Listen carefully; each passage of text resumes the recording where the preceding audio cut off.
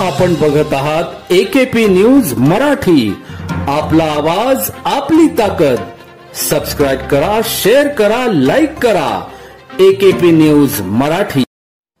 इयत्ता 6वीत शिकणाऱ्या मुलीवर मुख्याध्यापकाने केला अत्याचार। नाशिक जिल्ह्यातील इगतपुरी तालुक्यातील टाकेत बुद्रुक येथील शिक्षक पेशाला काळीमा फासणारी घटना घडली। शाळेच्या मुख्याध्यापकाने शिक्षकाच्या मदतीने 12 वर्षाच्या अल्पवयीन मुलीवर अत्याचार केल्याचे उघड झाले। मुलीने हा प्रकार घरच्या लोकांना सांगितल्यावर हा प्रकार उघडकीस आला। मुलीच्या कुटुंबियांनी गोटी पोलीस ठाण्यात याबाबत फिर्याद दिल्यानंतर गोटी पोलीस ठाण्यातील गुन्हा दाखल करण्यात आला असून मुख्याध्यापक तुकाराम साबळे, वर्ग शिक्षक गोरख जोशी यांना अटक करण्यात आली आहे।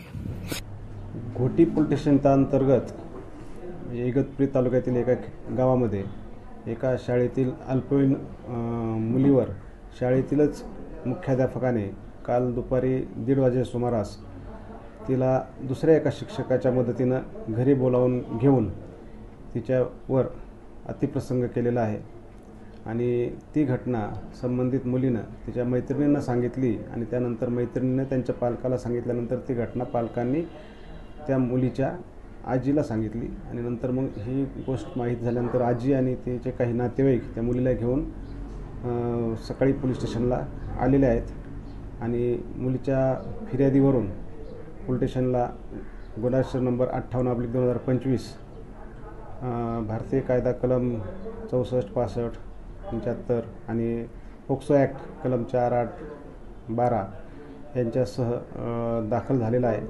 गुन्ह्याचा तपास स्वतः या पोलीस स्टेशनचे प्रभारी अधिकारी पोलीस निरीक्षक श्री विनोद पाटील हे करत आहेत आणि त्यांनी गुन्हा दाखल करण्यापूर्वीच यातील जे दोन्ही आरोपी आहेत त्या दोन्ही आरोपींना ताब्यात घेतलेला आहे। आता त्यांची रीतसर वैद्यकीय तपासणी करून वगैरे त्यांना एकेपी न्यूज साठी विशेष प्रतिनिधी भागीरथ आतकरी, इगतपुरी, नाशिक।